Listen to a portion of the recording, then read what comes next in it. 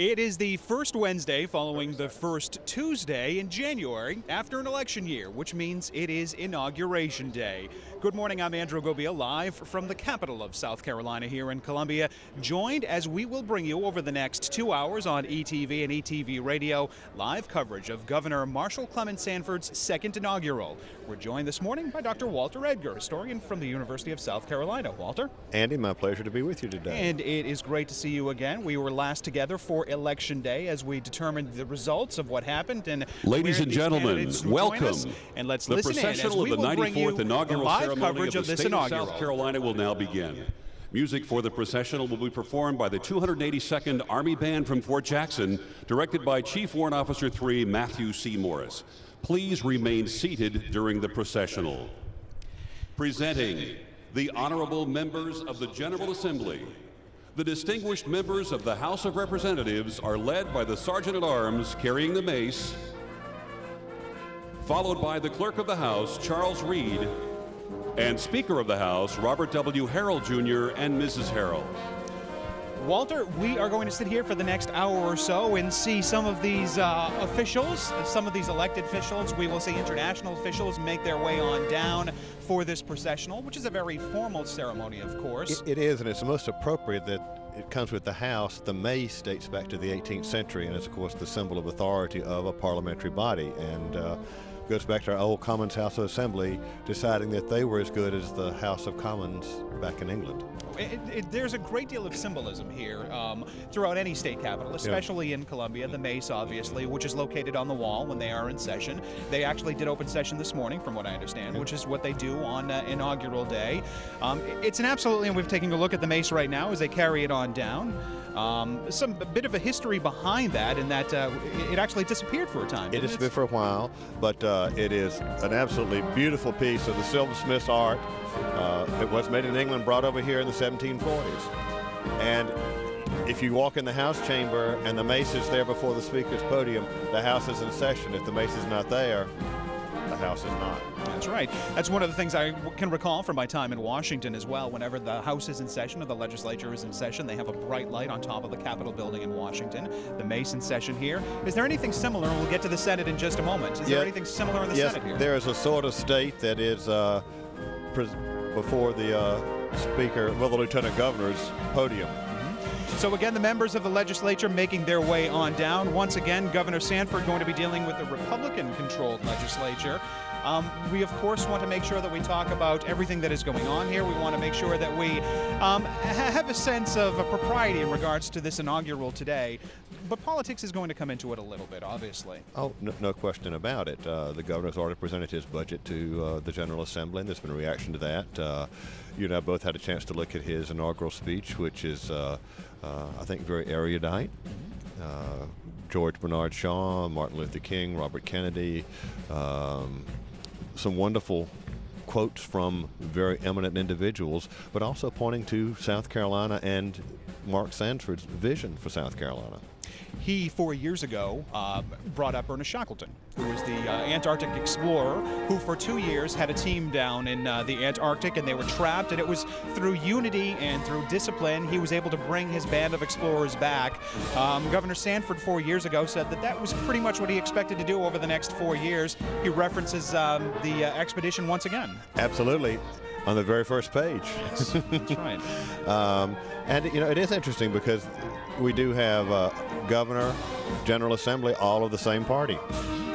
Again, you are listening to ETV coverage and ETV radio coverage of the inaugural of Governor Mark Sanford as the legislature is making its way on down. For those of you listening in on the radio, we will bring you live coverage on the radio through the morning. Obviously, live coverage here on ETV as well. Now, it's a beautiful day here, although we are bundled up in our winter coats that we get to break out, what, 3-4 times a year? Yes, it is chilly, and that generally is true of inaugurals, just like State Fair Week is always cold in Columbia. And we actually are on the south side of the State House. Which is a bit warmer, obviously, because we've got the sun, which is going to stick around for the next few moments. But I noticed you earlier trying to warm your hands by the lights that we have to illuminate us. Yes. And if it gets any chillier, I'm going to bring him my gloves. Very good. Hey, Well, look, it could be worse. This could be December. I mean, you had said that the inaugural date has actually changed. Yes, in the 19th century, elections were in November, and the General Assembly was sworn in December. They met for 2 weeks and then went home after doing the state's business. And that was it. The Things have distinguished changed. members of Yes, the Senate things are have led by the changed, Sergeant-at-Arms carrying the sword. And we're listening followed by once the clerk again of the Senate, to Jeffrey the S. MC, Gossett. the Master of And Ceremonies here, President pro describing what is tempore going of on. that That body, is the the sword Honorable you described Glenn as the F. state McConnell. Senate is now making its way on Yes, down. that is the sword of state. That is a replacement. The original sword was stolen and never recovered. Now, if I'm not mistaken, and correct me if I'm wrong, do they know where it is now? It's just that the person who has it is asking for too high a price, or is that apocryphal, or you're not sure? Correct me if I'm wrong, Walter. That's what I write. As far as I know, that's urban legend. Very good. Tell me, one of the things that I found most interesting, is there any symbolism behind the color of the robes worn by the Speaker of the House and the Senate President Pro Tem? They're wearing purple now, but they have always worn robes. Again, that goes back to English tradition. The Speaker of the House of Parliament wore robes. They used to actually wear these wonderful little ruffs at the top, at the neck, and don't have anybody in periwigs, which of course they would have worn in England and still do. Well, you can't find a good wig maker here in Columbia, which is one of the problems, apparently. Jakey Knotts making his way on down there, the Republican senator from Lexington, and a prominent supporter of his Democratic colleague who ran for the governor's position, Tommy Moore. Going to be interesting to see how things pan out in the state Senate now. Yes, and of course the Senate lost one of its great old men in Senator Vern Smith this past year. Had the privilege of covering him when I worked in the upstate, and was an institution. A gentleman who worked in the Senate for quite some time and did a great deal for the upstate and for the state of South Carolina. And there was an interesting story I read in one of the newspapers today about the old members of the General Assembly, the oldest being John Drummond, but then they dropped down into their 70s, and in our state's history, in the 70s, those would have been youngsters 25 years ago. Things have changed. Things have changed very much. As we continue to listen in, now that the Senate is being seated, coming up in just a moment, we are going to see the South Carolina Court of Appeals, represented by the Chief Judge, making their way on down. You can see they are giving the high sign out there. This is The South Carolina quite an Court of orchestrated Appeals, event. represented by Chief Judge It is K.G. very Hearn. orchestrated, and that ceremonies in this state go back to the 18th century, and they are always Ralph done King Anderson right. Jr., Thomas E. Huff, Don't take any chances. Samuel Stillwell, And again, John the symbolism Williams behind all of Kittredge, this as well. It's Donald very W. interesting. Beatty, Talk a little bit about Edgar Short Jr., how the judges are and placed in H. office. I mean, Bruce you've got Williams. throughout the nation appellate judges who are appointed, some who are elected. Tell me how those in South Carolina are In South placed Carolina, office. our judges are elected by the General Assembly, and of course this goes back to the 18th century where the Commons House of Assembly elected all officials. And once we got to be a state, they even elected the governor. People didn't elect the governor in this state till after the Civil War. That's interesting. That is interesting. But it goes back to, of course, United States senators were not elected. They were actually appointed. Yes, and that we were, until the Constitution, U.S. Constitution was changed, South Carolina's General Assembly still elected the U.S. senators. And before the Civil War, it wasn't just electing the governor and lieutenant governor and the judges. They also elected the presidential electors. So the people didn't really vote for president in South Carolina. Interesting. And we can do a whole show on the Electoral College sometime soon. How does Yes, that sound? and to which the country owes Pierce Butler, one of our founding fathers. It was his idea that put the Electoral College into place. Interesting. One of the signers of the Declaration of Yes. Independence. That's right. And again, the Supreme Court making their way on down as we continue to bring you live coverage of this inaugural of Marshall Clement Sanford. Governor Mark Sanford, only the third governor to be reelected to go through a second inaugural here in Columbia. Walter, as we take a look at the Supreme Court making their way on down, again, how are they placed in office? Again, they are elected by the General Assembly. And one of the interesting things, because, you know, folks from around the country tend to toss off on South Carolina and about this, that, and the other. And I was at a meeting a while back and somebody said, well, now what about your Supreme Court? I said, well, our Chief Justice is a woman, a Roman Catholic woman in a Protestant state. And they said, oh, and I said yes. And she was preceded by an African American, which tended to end the conversation. You know, it is quite interesting to point out just the opinion of South Carolina and how it has changed over the past few years. And you point out Chief Justice Toll. We're listening right now. 4 years ago, the House of Representatives and the Senate was actually not in session. So we had members of the federal delegation who were here 4 years ago. They're not here now because the Democrats in Washington right now are continuing their 100 hours. So the members of the United States House of Representatives are not here. And in fact, of course, two members of our state's delegation, John Spratt and James Clyburn, are very, very powerful.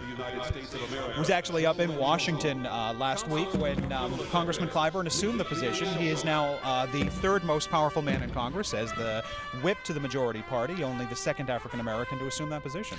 And John Spratt is one of the experts on finance and military affairs. So South Carolina has, with the change in power, ironically, this Republican state is now going to benefit from having it's only two Democratic congressmen assuming very powerful positions. Absolutely. Very interesting as we follow that on. And of course, Senator Graham has assumed the spotlight in stepping up and being one of the members of the Gang of 14. And of course, he's very powerfully allied with Senator John McCain. What we're doing right now, and if you can hear behind us, and as we're taking a look behind us, we've got representatives of the international community making their way on down, and just as we speak, the representative from Canada is here. And of course, that's very significant given the fact that former Speaker of the House, David Wilkins, is now the U.S. Ambassador to Canada, and also the fact that what used to be Liberty Life Corporation, one of our major corporations in this state, is now the Royal Bank of Canada. Again, part of the connection between here and Canada. It's quite interesting, and we will be preparing for an actual sit-down with the 6 former governors in just a few days as part of a program that we will be doing.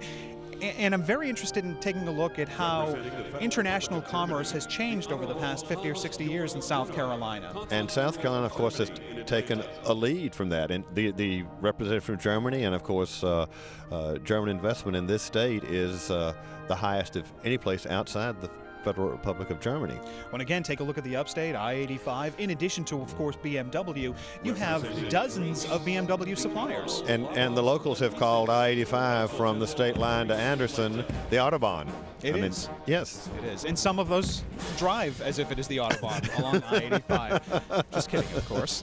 No, you're not kidding. We are bringing you live coverage of the inaugural of Mark Sanford, the second Republican to actually be reelected to the governor's position. Governor Campbell was reelected a couple years ago. Of course, the first was Richard Riley, and then Carroll Campbell, and then we had 2 one-term governors, and now Mark Sanford did get reelected to his second term.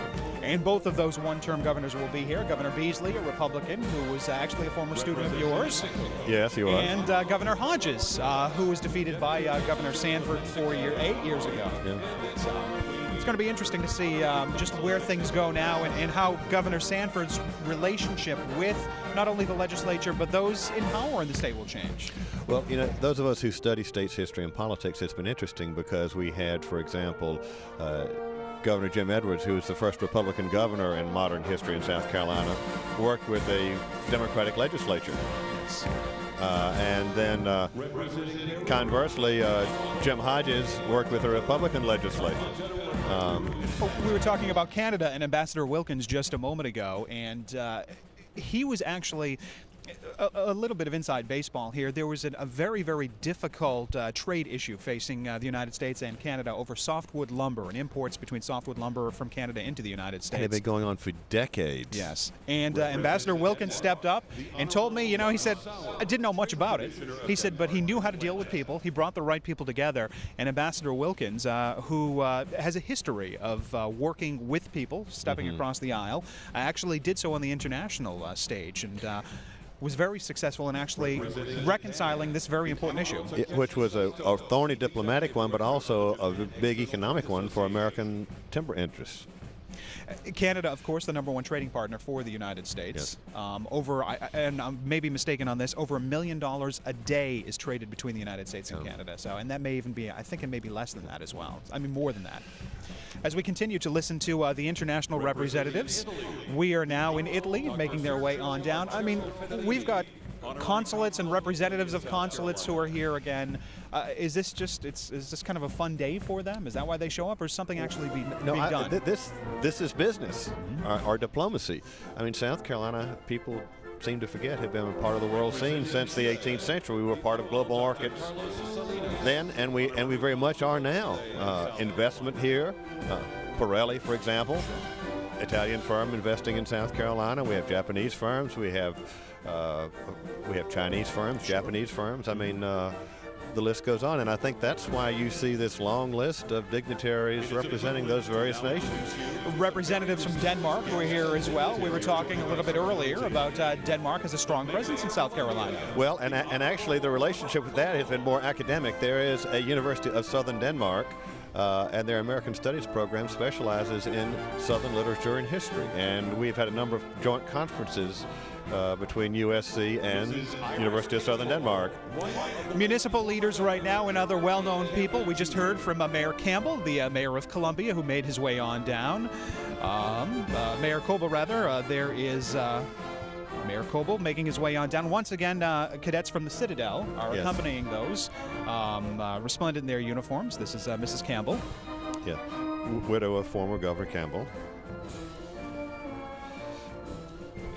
Mother of Mike Campbell, who actually ran for lieutenant governor this year. And the former ambassador to the Court of St. James, Phil Lader and Mrs. Lader. Ambassador to the Court of St. James is a fancy way of saying ambassador to the United Kingdom. Probably the most prestigious ambassadorship.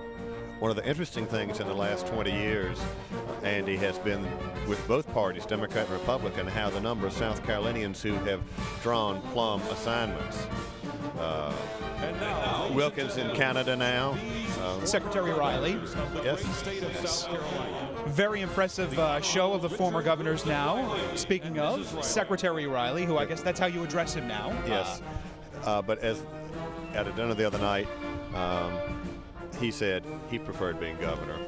And South Carolina, he will always be governor. Once governor, always governor. Perhaps most well known as the education governor. Yes, for the Education Improvement Act. Yes, so he came down and was in office when the Constitution was changed, which enabled Governor Sanford now to be reelected. Governor Riley, very popular in the state of South Carolina, and was reelected, of course. and Mrs. Edwards. And Governor Edwards, our first Republican governor in modern times, and actually the first Republican governor in the Deep South.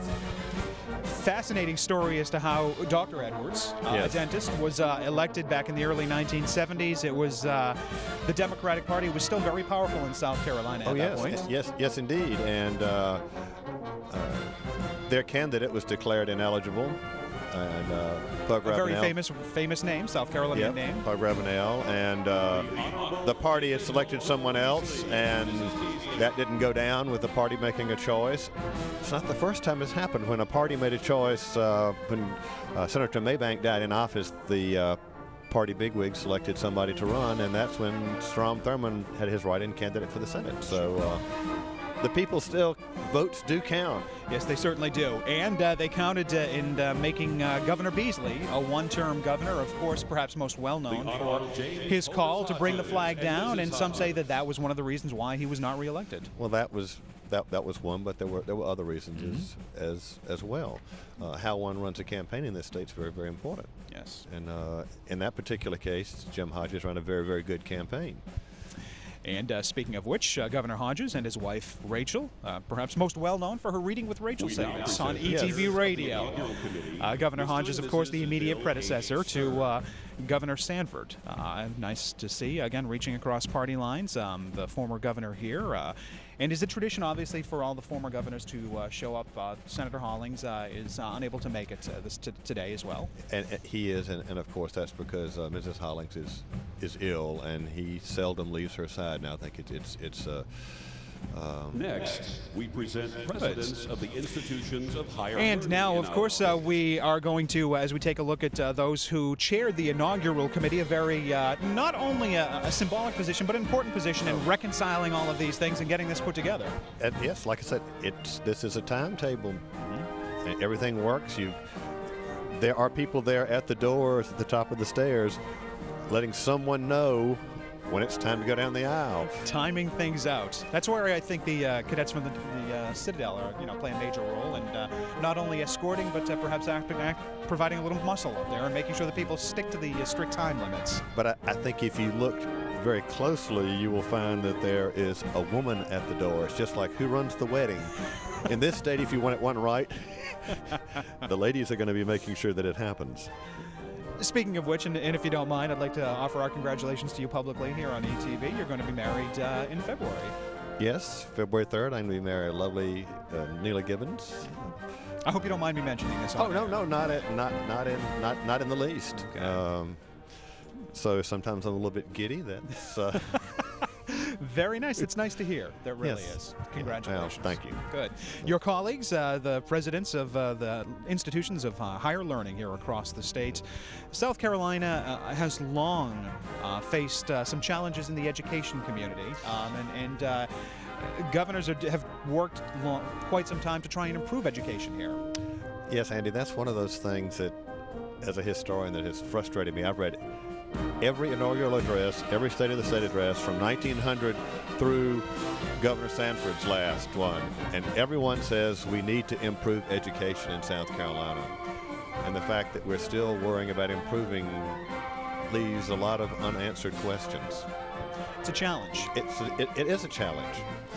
And education, as we know, is our future. And the late Charles Daniel, who was a businessman from the upstate, said, we're only as strong as our weakest link. State officers and the state officers-elect. And of course, not only was the governor and the lieutenant governor elected last November, we had a number of statewide offices as well, and we'll hear from Jim Rex in just a moment, the one lone Democrat who was elected in this. But right now, the Commissioner of Agriculture, who actually, this was his first election, Yes. was appointed to the position. He was appointed, and we still have a long ballot in many other states. These Adjutant offices General, are appointed. the Honorable Major And General Stanhope S. Spears Mr. Weathers and is Mrs. Spears. a fine man. I know him as Secretary of Agriculture, but we've only got 22,000 real farmers left in South Carolina. And there was some discussion as to whether or not these positions should be appointed. I mean, these are, after all, executive positions, so how is it going to benefit, say, a Republican governor if you're dealing with, in this case, a Democratic superintendent of education? Well, that's what the previous governor had to do, because Inez Tenenbaum was also a Democrat.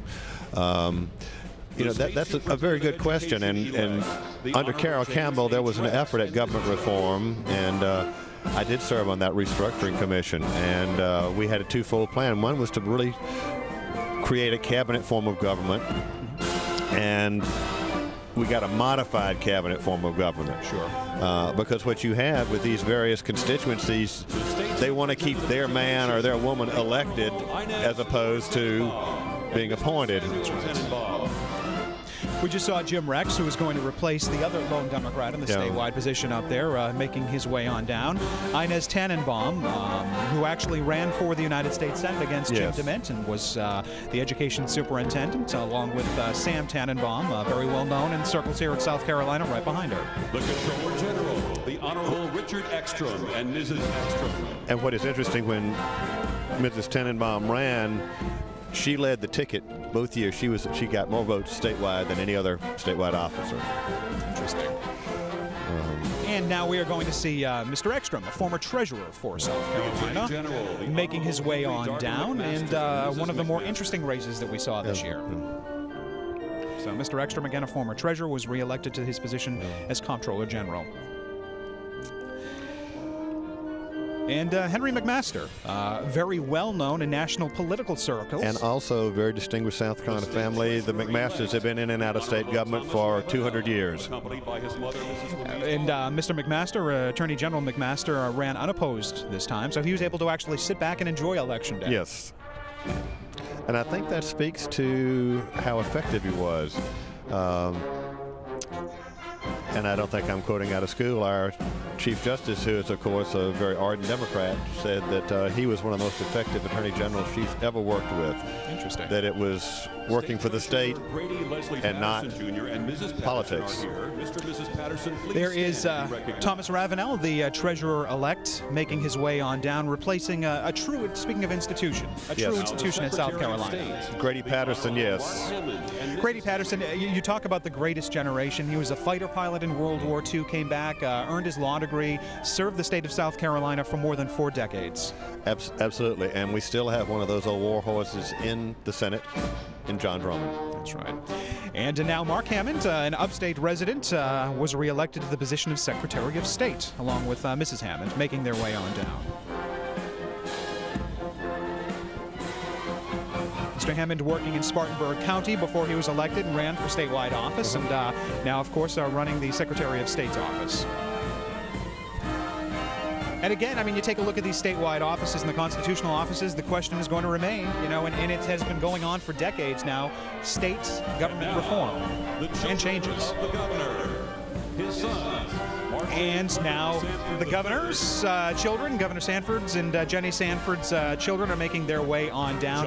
Remember 4 years ago, as they headed on down, it's amazing to see how they've grown as a parent myself to, you know, obviously to gauge the periods when my children grow and now seeing the 4 of them. This is amazing. And Master Blake Christian Sanford. Again, the Sanford boys individually making their way on down the stairs. You are listening on ETV Radio to live coverage of the inaugural of Governor Mark Sanford. I'm Andrew Gobiel, along with Dr. Walter Edgar from the University of South Carolina. And now Mrs. Sanford about to make her way on down the steps here on a beautiful day on the south side of the state capitol. And very elegantly gowned. She's wearing a hat, very traditional in the South for a formal occasion such as this. Now, I understand you were very interested in finding out that she's wearing Armani. Is that correct? Well, that was last night. That was, I see. That was last night. Okay. At the black tie event. Yes. I don't think she'll be wearing Armani at the barbecue tonight. At the barbecue, that's right. The state of South Carolina, the Honorable Again, Jenny Sanford making her way on down. Lieutenant Governor Andre Bauer was reelected after a rather difficult year for the Lieutenant Governor, but he has pledged to make a change in his personal life and is now stepping up and has done wonderful work in the Council on Aging. Yes, and of course he had a lot of very good help there. Yes. Especially from Neely Gibbons. The Lieutenant Governor is also the presiding officer of the State Senate. Yes. Here we are now. Mark Sanford making his way on down the steps. And the crowd's all right. The crowd is now rising for the governor. Actually, if I'm not mistaken, the crowd rose a moment ago when Mrs. Sanford started to make her way on down too. So up until that time, they had been seated. Yes, that's correct. I'm going to begin to give you numbers here. I would assume 2,000 to 3,000 perhaps, maybe a little bit less than that. Yes. For now, but we still have plenty of empty seats back here, which will fill up as this goes on. Governor Sanford, as you can see, but it is chilly. It is chilly, and of course we are televising. That's Ladies right. and gentlemen, so now we are going to begin this process. And this is going to be rather interesting as we go through the entire process. The President Pro Tem, Senator McConnell, who is the presiding officer of the inaugural, is now going to speak. And welcome to the inauguration of the 116th Governor of South Carolina and the inauguration of the Lieutenant Governor and the other constitutional officers. To the distinguished ladies and gentlemen in attendance and to those across the state who could not be here with us today, of course, that said good morning. Governor Mark Sanford comes forward once again to take the oath of office prescribed by our Constitution. In doing so, he is one of only 3 governors who has been entrusted to lead our state in a second term. Governor Sanford knows full well the heavy burdens of responsibility and expectation that come with accepting the oath today. And he does so willingly because he believes that by serving, he can positively impact our state's future. As a husband and a father of 4, Mark Sanford has a vested interest in the future of our state. It is this hope for a better South Carolina that drives his passion and his vision. This morning, we also stand to welcome two new leaders onto the stage for the first time. Treasurer-elect Thomas Ravenel and Superintendent of Education-elect Jim Rex will accept the oath of office today and assume the great responsibility entrusted to them by the people of South Carolina. As they and the other constitutional officers prepare to take their oaths of office, we should all take a moment and reflect on what that oath means and on the duty that we owe those who have sent us here to do our jobs and to do them honorably, ethically, and conscientiously. Morning is the perfect time to begin this inauguration because morning represents newness and hope for the endless possibilities of the day ahead. This also represents morning for South Carolina, as the installation of a new government brings the hope of a new day in our state's history. This morning, we are given a blank slate on which we are free to write a brilliant future. This morning, we are limited by only two things, our fear and our pride. First, we are limited by what we fear to attempt. In the political realm, ideas are currency, and leaders are valued by their ideas and the strength of their convictions. At the beginning of this new day, each person here has the opportunity to succeed based on the quality of his or her ideas. However, the safety of the status quo can be seductive. The false sense of security that gives can cause new ideas to be ignored. By giving in to this comfort, we are limited by a fear to try great things. Unfortunately, fear is a word that we hear far too often in government. We cannot be afraid of doing what we believe is right because we fear making some constituency unhappy or because we fear losing our jobs. If we are to fear anything, let it be that we fear losing our convictions rather than our offices. If we are to take anything from the inauguration of the constitutional offices today, it should be that no one is entitled to the offices to which they are elected. Instead, the people own these offices, and we are only temporary custodians. Today, we celebrate the orderly transfer of power from the old custodians to the new custodians of the public trust. This morning in South Carolina, we must accept that we live in a great state, but not a perfect one.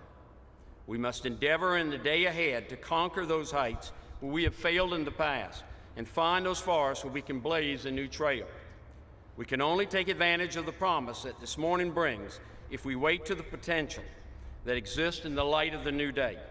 We cannot be afraid to make a difference, nor be limited by what has always been done. Although there is comfort in staying the course, we must recognize that sometimes standing still means falling behind. However, just as we must not succumb to the safety of the status quo, we should not be tempted solely by the glitz and glamour of the new. Instead, we must take a serious look at everything that is done without ignoring or inventing fault. We must investigate truthfully and simply decide, does it work? Could it be done better? And should we do it at all? Second, in the day ahead, we cannot let our pride limit our success. South Carolina is too big to be moved by any individual. We can only move her forward as a team. So as we stand here today, faced with this morning in South Carolina, we must say goodbye to the discord of the campaign, to the old issues and to the old disagreements. They were inflicted yesterday, and morning has healed them all. Therefore, let us agree in the dawn of this new day to work together amicably for a safe and prosperous South Carolina. By working together, we can ensure that the promise of this morning is realized and translated into a better tomorrow for our children. Let us leave this celebration unified in our efforts and guided by God's will, for it is in the morning in South Carolina, and all things are possible. Thank you. Senator McConnell, the President Pro Tem of the South Carolina Senate, calling South Carolina a state that still needs to improve just a bit. A very eloquent speech. Very good. Very impressive. So now we will hear the invocation. The Reverend Charles Jackson, pastor of Brooklyn Baptist Church in West Columbia. Let us bow our heads in prayer. O Lord, our Lord, how excellent is thy name in all the earth. We bow our heads in this moment of prayer to acknowledge your sovereignty and ask for your blessings. We're ever thankful to you for your marvelous works and wondrous kindness. We thank you for our beloved Governor Mark Sanford, his loving, supportive wife and family, Lieutenant Governor Andre Bauer, other elected officials, their families, and all who labor in love for the edifying of humanity. We ask, dear Lord, for wisdom and discernment as they accept and face the challenges in leading this great state of South Carolina. Favor them with your grace and strength as they assume their tasks, and courage and perseverance as they discharge their duties. Let them serve with integrity and compassion in carrying out the responsibilities of their offices. May they face each challenge with renewed enthusiasm and the patience to do that which is right and not just expedient. Make plain the path you would have them to go. Help them to see it clearly and with determination follow it unfalteringly. Bless their families who will share them with us as they seek to do good for others. We ask this all to the glory of God our Father, we pray. Amen. Reverend Jackson delivering the invocation there, and now we will have the color guard present the colors, and presenting the colors, of course, members from the Citadel. Yes, Military College of South Carolina. As we move forward, and they are going to bring the colors on into the prominent location as this is ongoing. And again, for those of you watching on TV, we're also simulcasting on the radio, which is obviously the reason why we are doing our level best to describe what is going on. We see now a number of members, cadets from the Citadel, making their way on down with the Stars and Stripes, the state flag of South Carolina, the flag of the Citadel. And the flag of the Citadel, which of course carries one battle streamer for the Battle of Telephony Creek in the Civil War. It's good having an historian. Thousands of South Carolina's finest are serving their country in uniform, both overseas and here at home. The valor and sacrifice of these brave men and women serves as a poignant reminder that freedom is seldom free, and that there are things in this world worth fighting for. Today we recognize two of these modern-day heroes, Chief Warrant Officer II Austin Norris and Captain Brian Pipkin of the South Carolina Army National Guard. In December of 2004, Mr. Norris and Captain Pipkin were flying a combat mission over Iraq when their Apache helicopter was struck 12 times by armor-piercing rounds fired by insurgents. Mr. Norris was struck in the arm by enemy fire, prompting Captain Pipkin to take over the controls, return the helicopter to a supporting hospital, and call in coalition artillery to eliminate the insurgents' machine gun nest. After returning to South Carolina to rehabilitate his wounds, Mr. Norris went back to Iraq to continue flying with Captain Pipkin and complete the tour of duty. Their story is one of courage and conviction, and we are all indebted to their bravery and selflessness. CW2 Austin Norris and Captain Brian Pipkin will now lead us in the Pledge of Allegiance. And the two men are walking out onto the stage wearing their BDUs, battle dress uniforms. Yes, the desert camo. I pledge allegiance to the flag of the United States of America and to the republic for which it stands, one nation, under God, indivisible, for liberty and justice for all. The two men saluting the members of the crowd here with their hands over their hearts, as we will now listen, of course, to the national anthem. John Fowler is the assistant professor of music at Winthrop University. He is also going to be accompanied today by the College of Charleston Brass Ensemble. We heard them all this morning, and they sound wonderful.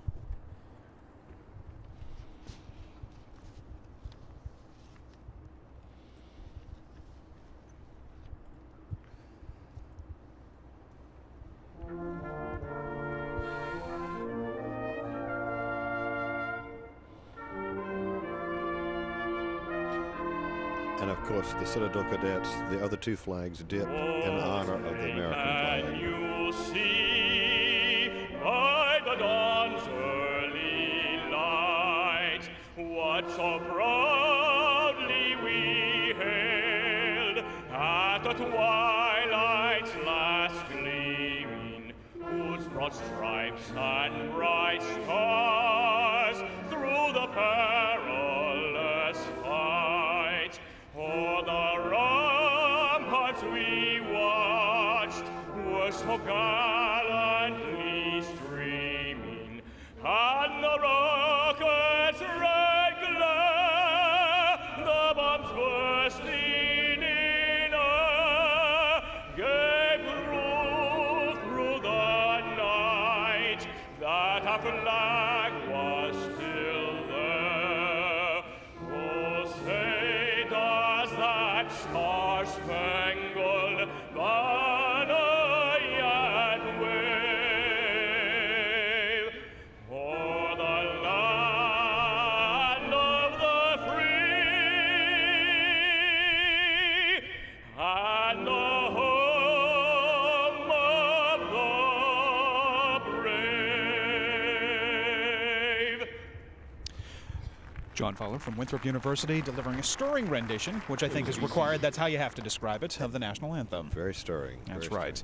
And now I guess one of the drawbacks of you going into secondary education, college education, is that you've never given the opportunity to do what is about to happen now. Andre Bauer is about to, as the cadets from the Citadel make their way back onto the top of the steps, Andre Bauer is about to take the oath of office once again. And delivering the oath of office will be Lieutenant Governor Bauer's third grade teacher. That's right. I have had former students who have had elective office, but I didn't deliver the oath of office to them. We were talking yesterday. Governor Beasley was one of them. And would you like me to write a note to him saying that you were a bit upset? Or again, Andre Bauer, the incumbent lieutenant governor who was re-elected, is about to take the oath of office once again as the cadets from the Citadel make their way on up to the top of the steps into the south entrance of this beautiful, beautiful state capitol building here in Columbia. Mrs. Harriet Ward, as the lieutenant governor's, and the description here is his all-time favorite teacher. His third grade teacher, he says, Lieutenant Governor Bauer says she was a very positive influence in his life. And Mrs. Ward actually continues to teach at Lake Murray Elementary. So this is rather interesting. And then after this, Lieutenant Governor Bauer is going to deliver, or at least give, the oath of office to the state officers and the state officers-elect. So this is very interesting. So again, you're a bit upset that you weren't asked to deliver the oath. Well, and at Lake third grade, she teaches South Carolina history to him. That's it. That's right. Absolutely correct. So Lieutenant Governor Bauer making his way on out, picking up the Bible. Please repeat after me. I, Rudolph Andres Bauer, do solemnly swear that I am duly qualified, I, Rudolph Andreas Bauer, do solemnly swear that I am duly qualified, according to the Constitution of this state, according to the Constitution of this state, to exercise the duties of the office to which I have been elected, to exercise the duties to the office to which I have been elected, and that I will, to the best of my ability, discharge the duties thereof, and that I will, to the best of my ability, discharge the duties thereof, and preserve, protect, and defend the Constitution of this state and the United States. and and to preserve, protect, and defend the Constitution of this state and of the United States. So help me God. So help me God. Thank you.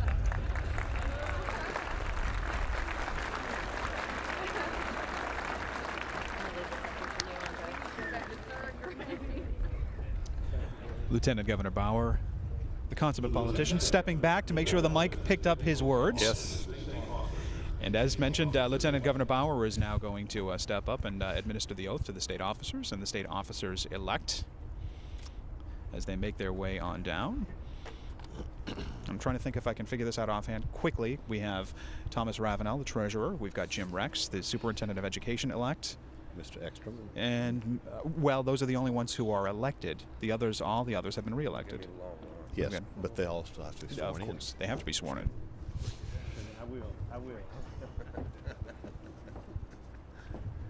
And Mr. McMaster. Yes, sir. That's correct.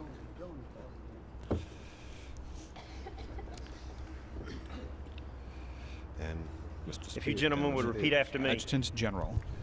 I do solemnly Elected swear Adjutant General in the country. that I am duly qualified, That I am duly qualified, according to the Constitution of this state, according to the Constitution of this state, to exercise the duties to the office to which I have been elected, to exercise the duties to the office to which I have been elected, and that I will, to the best of my ability, and that I will, to the best of my ability, discharge the duties thereof, discharge the duties thereof, and preserve, protect, and defend preserve, protect, and defend the Constitution of this state and of the United States.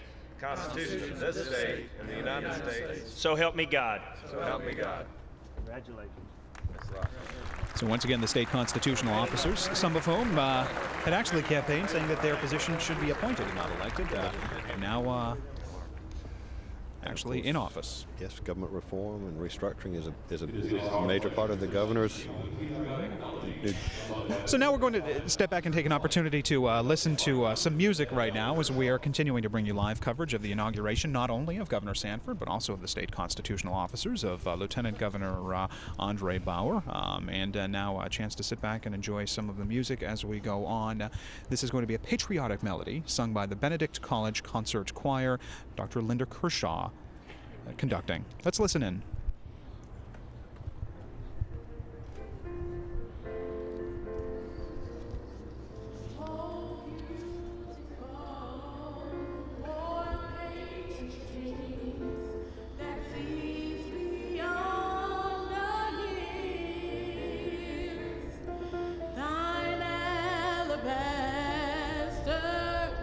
Cities gleam, undimmed by human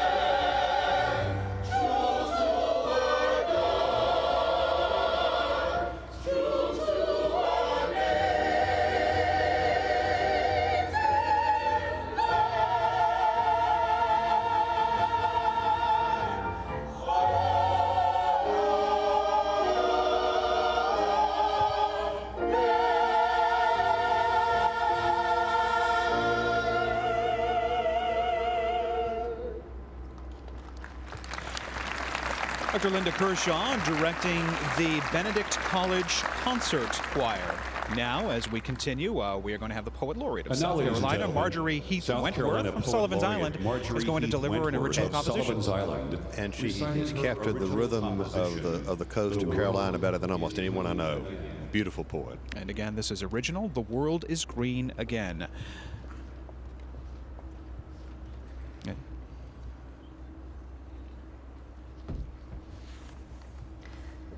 The world is green again.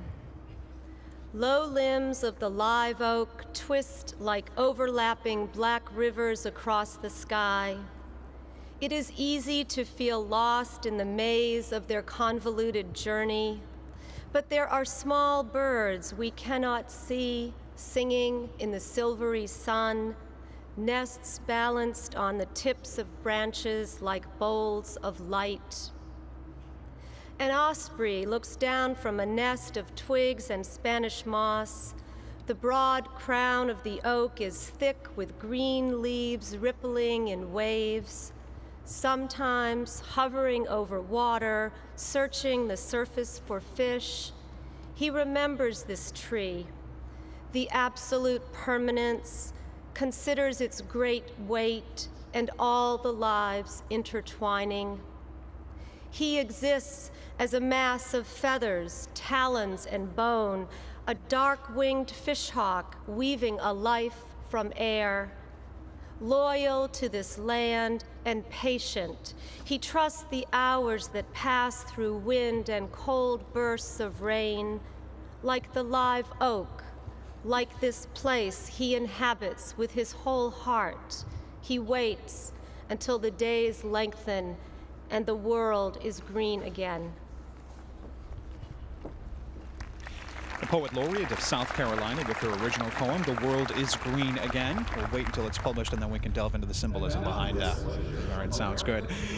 As you can hear behind us now, America the Beautiful, the Benedict College Concert Choir is going to be performing also with the Furman Singers, the South Carolina Governor's School for the Arts and Humanities Chamber, and we will continue to listen in right now. Again, this has been fantastic. It's been a beautiful day here at Columbia as we bring you the inaugural of Mark Sanford. It's sunny, but it's a little bit brisk. I can hear you sniffling over there.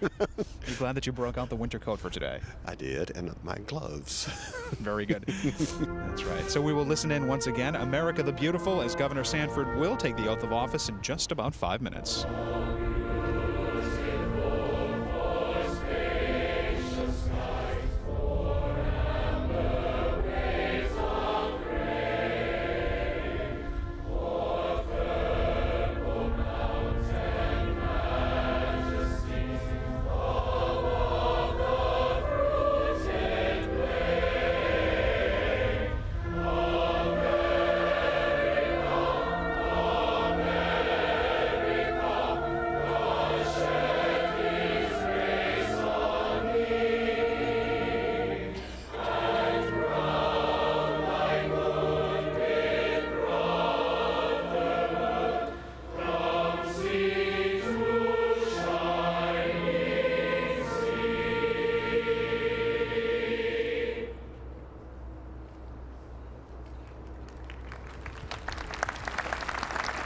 America the Beautiful, and now the Furman Singers are going to perform God of Grace and God of Glory. Very appropriate because, of course, the governor is a Furman alumnus. That's right. Went on to graduate school at the University of Virginia, but Furman, of course, quite well known in the upstate right now. Which the Riley Institute is located there, and Governor Sanford, a Furman alumnus. And the president's new choice to lead the head of the Intelligence Department in Washington is a former Furman grad as well.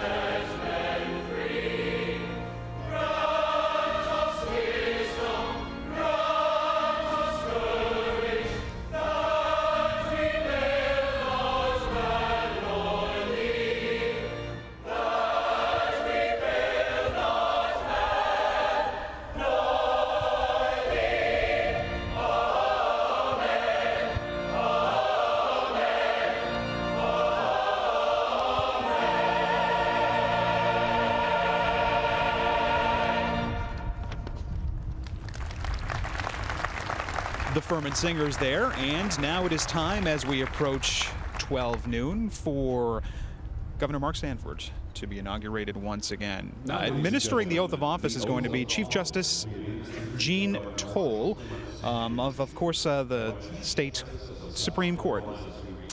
She will head on up there and she will deliver this, and then we will hear once again from Governor Sanford as he offers his second inaugural address.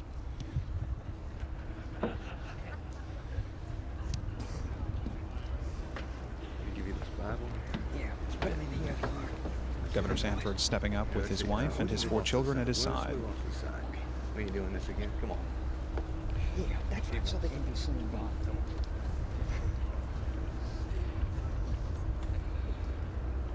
And they move so that the boys could be seen. I think that's... And the governor will not be hurt. There you go, put my hand on it. Raise it up a little higher. There you go, right about there. I, Marshall Clement Sanford, Jr. I, Marshall Clement Sanford, Jr. Do solemnly swear. Do solemnly swear. That I am duly qualified. That I am duly qualified. According to the Constitution of this state. According to the Constitution of this state. To exercise the duties of the office. To exercise the duties of the office. Of Governor of South Carolina. Of Governor of South Carolina. And that I will. And that I will. To the best of my ability.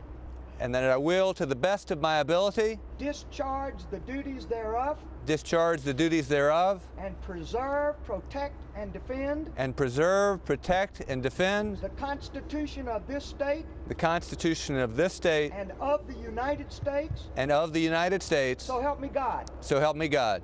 Congratulations. Thank you very much. Thank you very much.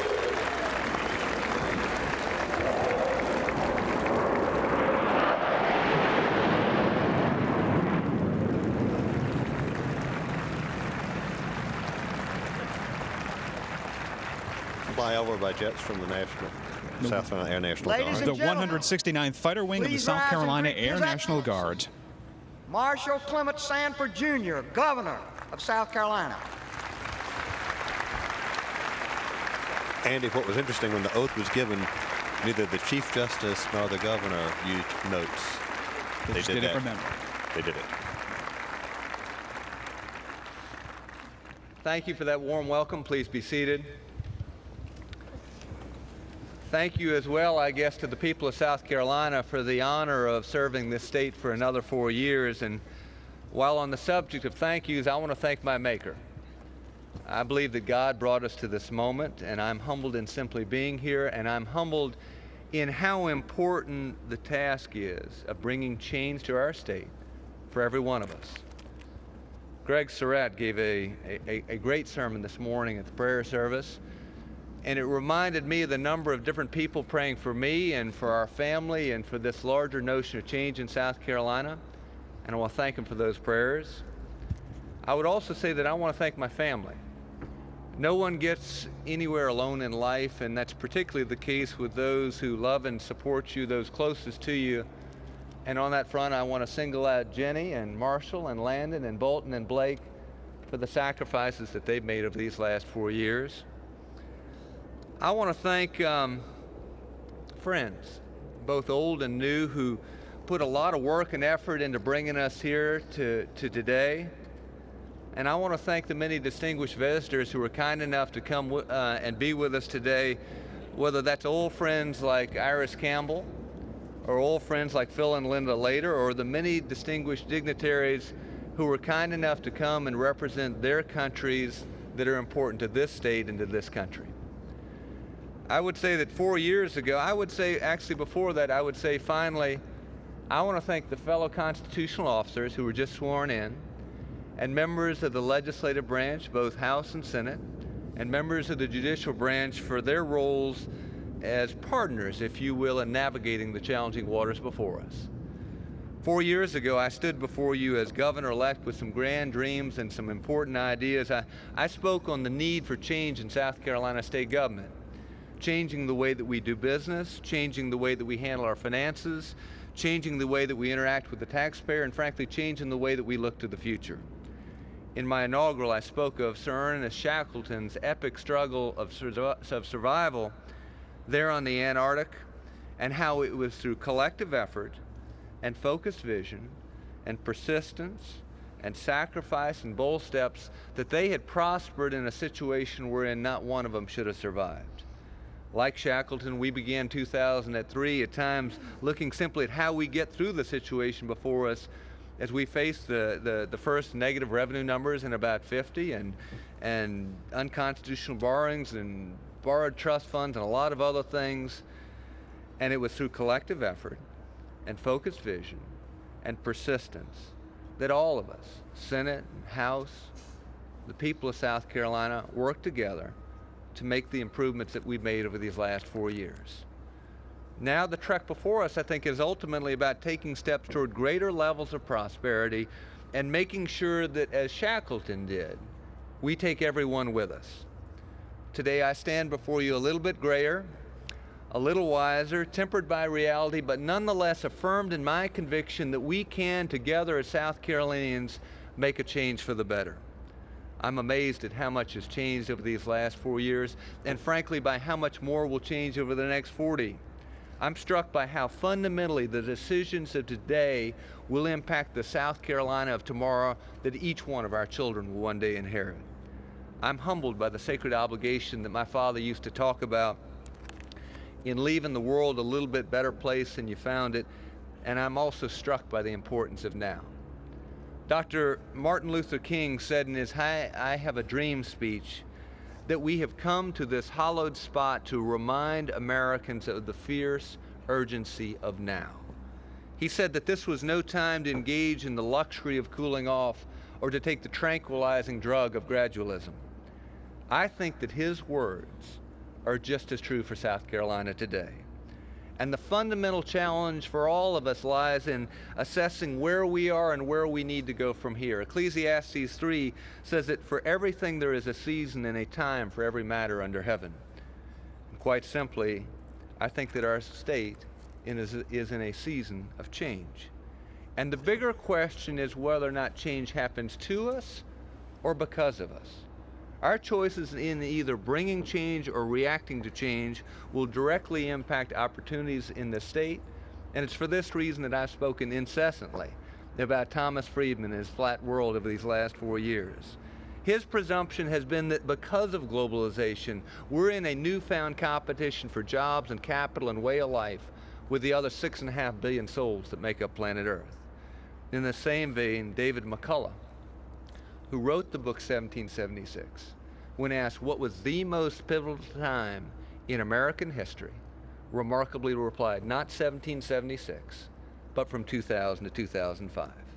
Not the stuff of history books, but the times in which we live. Think for 1 second about the rate of change that's occurring in the world around us. The Pan Am Clipper class used to be the envy of airline travel. One of their planes could take 32 passengers at 150 miles an hour from point A to point B. The Miami to Buenos Aires flight took 6 days with numerous crew stops along the way.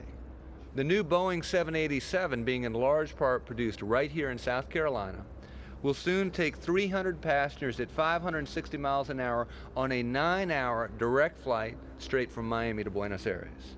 60 years ago, most cars, no cars, had air conditioning, power windows, airbags, all the accoutrements of today. But today, a Lexus can literally parallel park itself. The iPod and satellites have replaced the vinyl record and the big 3 television stations that many of us grew up with. And it's in this rapidly changing world that certain things become more important. Education has never been more important than it is in the 21st century. To walk out into this age with anything less than a first-rate education is the equivalent of a soldier walking out of the battlefield without a gun. The way that our government delivers services to its people has never been more important given the competition that we're in with other states and other countries. One's health has never been more important because an individual can't effectively compete with the other 6.5 billion people on Earth if you ain't feeling well. Our state's infrastructure has never been more important than it is today as we face the prospect of another 1 million people coming to South Carolina between now and 2030. The soil conditions for the germination of business, whether large or small, has never been more important than it is today, again as a consequence of globalization. Quality of life and the way that we look and feel as a state has never been more important, again, as a consequence of the world in which we compete. Our vision is that South Carolina becomes a state that is second to none in offering economic opportunities to its people, a place where its citizens are better educated, healthier, and ready to meet the challenges of the 21st century, a place that offers a great quality of life so important to the building of a life or the building of a family, and a place that retains its pride of place by in fact retaining great places. Some would say that although we've made some important steps over these last 4 years, as we've set aside more land than during any other governorship in state history, or in digging out of $1 billion financial hole, or in passing a landmark income tax or tort reform or charter school legislation, that fulfilling that dream is just a vision. Say that in reverse. Fulfilling that vision is just a dream. And I would simply remind them that all actions begin with dreams. George Bernard Shaw wrote that you see things and say, why? I dream of things that never were, and say, why not? In Robert Kennedy's 1968 presidential bid, he paraphrased Shaw's words and said, some men see things as they are and say, why? I dream of things that never were, and say, why not? I'd ask each of you as South Carolinians to think on Shaw and Kennedy's notions of dreams and why not, because in any decision, you get to the point of why not. No matter how much evidence you have before you, at some point, you have to make a decision and with it take a step of faith. And given the challenges of the world that we live in, it is time for each one of us not only to dream of a greater South Carolina and the building blocks to getting there, but that we also be willing to say why not in being bold and in taking concrete steps to change the way that some things have been done for far too long in South Carolina. Why not right now commit to excellence in the things that we do individually and in what we expect from those in government and frankly in the results that we get from government. And because change takes time, we can't waste time. We must act now. In stepping forward, I believe that certain principles should guide our actions. One, that there is no greater key to unleashing South Carolina's potential than unleashing the power of each South Carolinian. South Carolinians are a great people, as demonstrated by their actions, and those actions have been demonstrated in the home place, in the workplace, and even on the battlefield in each of the wars that have preceded today's latest test of character and resolve there in the Middle East. They're demonstrated daily as hard-working South Carolinians produce world-class products like the Cougar or the Buffalo down on the coast, or the X5 at BMW up in the upstate. They're demonstrated in the remarkable services of a 3D Systems or wholesale forklifts up in Rock Hill or with Park C down in Greenwood. They're demonstrated every day with unrecognized heroes teaching in the classroom, nursing there in the hospital, or in disking under last year's harvest in the setting sun. They're more visibly demonstrated with the successes of a Sidney Rice on the field or a Ray McElrathbey both on and off the field. But in all cases, and in all too many ways, we see a disconnect between individual South Carolinians and the government that serves them. Accordingly, the answer to many of South Carolina's challenges lies not in more government, but in more freedom for each South Carolinian. I believe in the inherent dignity of each human soul, and our founding fathers were very deliberate in setting up a republic wherein each person was guaranteed life and liberty and the pursuit of happiness, and inherent in that promise was the recognition that every person would have a different idea of happiness, and that no man would have to bow or scrape before another in pursuing their own dreams. Therefore, maximizing an individual's discretion on where they work, where they receive education, health care, and more are a key part of our vision to improving South Carolina's future. Now is the time, we believe, to begin doing so. I also join thousands of others in believing that the structure of our government must change. A constitutional construct put in place when neither black people nor women could participate in our political system is an outdated construct. It is inefficient, and in the competitive world in which we live, this bridles economic opportunity and it continues to hold us back. Now is the time to restructure our state government. 3, we must commit ourselves each year to improving the business soul conditions of this state in ways that are open and transparent and fair, as government should never be in the business of picking winners and losers in the commercial marketplace. We believe now is that time. 4, we believe that government's growth must be slowed to sustainable rates. This is key to staying true to the common sense notion of paying for the promises you made in government before you make new and additional ones. More than anything, it is about speeding the rate of change in South Carolina. By its very design, things in government change slowly. Therefore, if you want to match the transformational rate of change that's occurring in the world around us, we believe that you need to slow government's growth. You would not do so because government is inherently evil, but to put more money into the private sector, which we believe is key to revolutionizing our economy. Now we believe is the time to discipline our government's growth. 5, we must commit, as Shackleton did, to taking everyone with us on the voyage that's before us. In the Bible, it talks about when you do it to the least of these, you do it unto me. So we must be very deliberate in not only thinking of every South Carolinian as a brother or a sister who deserves our respect and careful attention, but that we must go one step further in making sure that our policies include all South Carolinians as we go about the business of increasing opportunity in this state. Now is the time, we believe, to make diversity a reality and allow all of our people to prosper. Finally, we believe that we must be bold. We must free ourselves of the shackles that come with limiting our sights to simply whatever fits into the old notion of the way that things have always been done.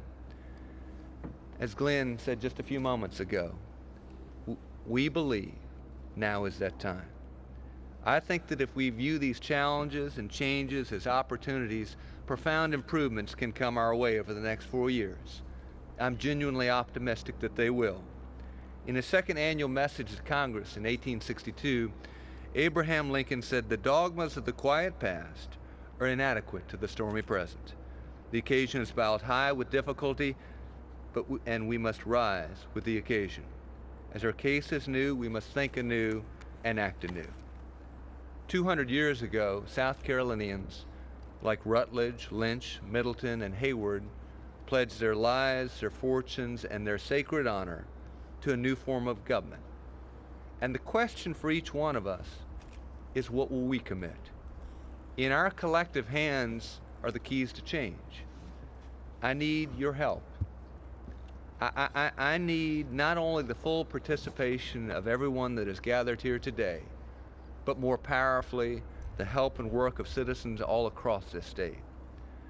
I would say again, indeed, in our collective hands are the keys to change. I look forward to working with you over the next 4 years to prepare our state for the next four decades.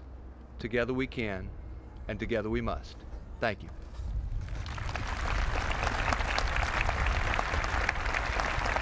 Governor Marshall Clement Sanford in his second inaugural address wasn't interrupted by applause once, but the audience perhaps holding their affection for him with a standing ovation now at the conclusion of his address. It was, for an inaugural address, it was really a lot of meat. There was a lot of beef in that address, Andy. This was not fluff. And you compare that or put that with Senator McConnell's opening remarks, we could see some very interesting things over the next few years. One of the things that I thought very interesting was his reference to Senator McConnell, which was unscripted, where he actually pointed and acknowledged Senator McConnell and saying, as Glenn said, now is the time. Well, this is something Governor Sanford does not always follow his script. And I think he genuinely speaks from his heart. I mean, this is what he feels, whether you agree with him or not. This is what he feels. Let's listen in right now as we listen to the Benedict College Concert Choir, the Furman Singers, and the South Carolina Governor's School for the Arts and Humanities as they're singing, of course, God Bless America. And they asked the audience, but I'm going to forbear. Thank you. With all due respect. From the mountains to the prairies, to the oceans white with foam, God bless America, my home, sweet home.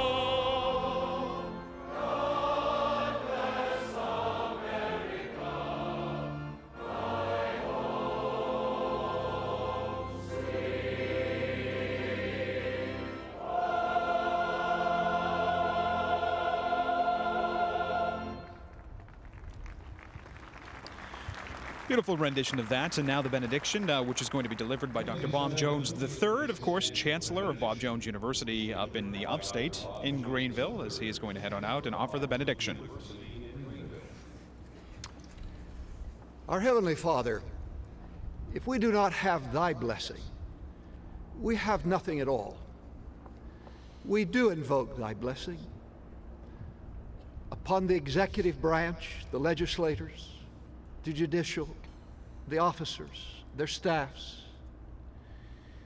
We thank thee, Lord, for a free and prosperous nation.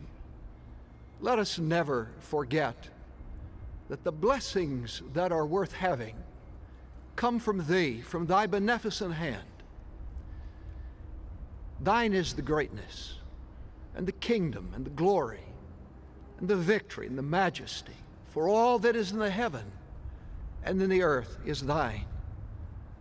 Thine is the kingdom, O Lord, and thou art exalted as head above all.